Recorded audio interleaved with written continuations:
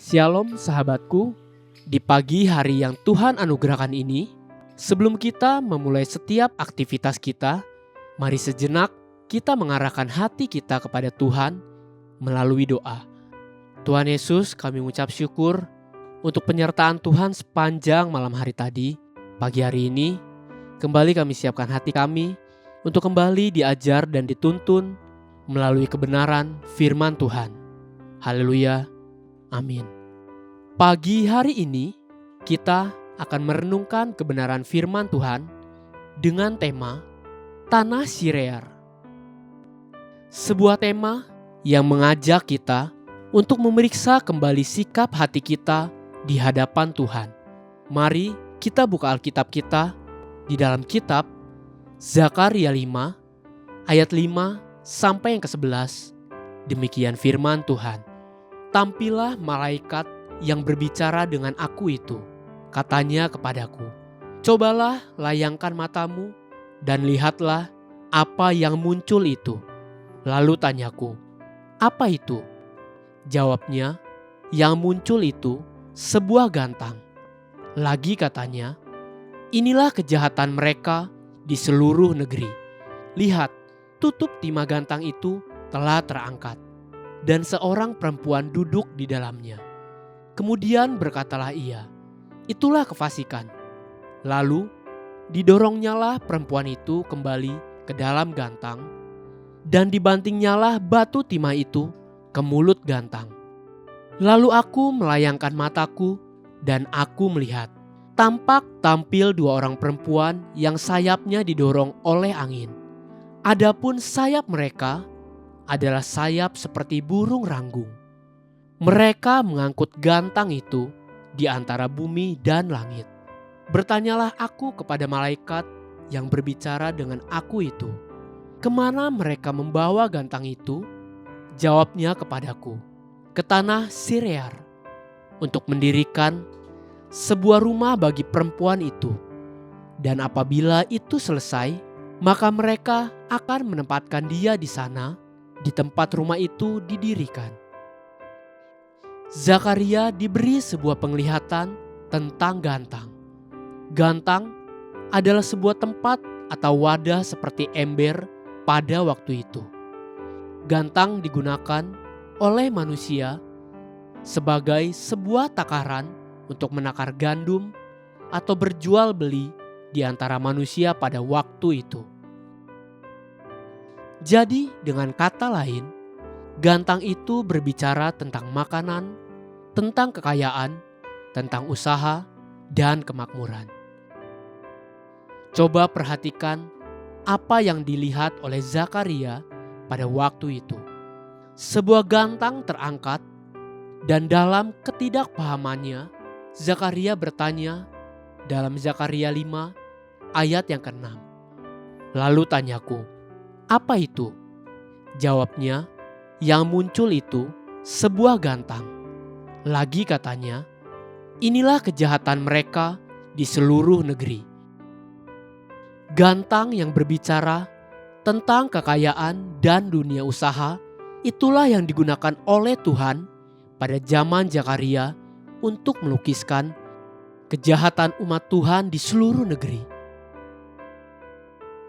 Tentu, hal ini tidak berarti bahwa dunia usaha dan hasilnya itu adalah kejahatan di mata Tuhan. Namun, apabila kita tidak berhati-hati dalam menjalankan pekerjaan usaha kita secara benar, disitulah sumber kejahatan akan terjadi. Uang bukanlah kejahatan, tetapi cinta akan uang adalah akar dari segala macam kejahatan. 1 Timotius 6 ayat 10. Inilah yang terjadi pada waktu itu yang Tuhan perlihatkan kepada Zakaria. Kejahatan seluruh negeri itu diibaratkan dengan gantang yang terangkat. Kemudian kejahatan itu terus bertumbuh menjadi kefasikan. Zakaria 5 ayat 7-8 berkata demikian. Lihat, tutup timah gantang itu telah terangkat, dan seorang perempuan duduk di dalamnya. Kemudian berkatalah ia, Itulah kefasikan. Lalu didoronnyalah perempuan itu kembali ke dalam gantang, dan dibantingnyalah batu timah itu ke mulut gantang. Kejahatan bertumbuh menjadi kefasikan, dan kefasikan dilambangkan dengan seorang perempuan yang duduk di dalam gantang itu.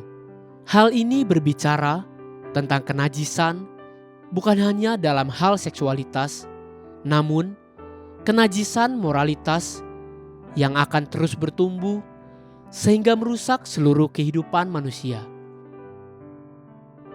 Kejahatan dan kefasikan yang sudah matang itu kemudian dibawa ke satu tempat, yaitu tanah Sirear.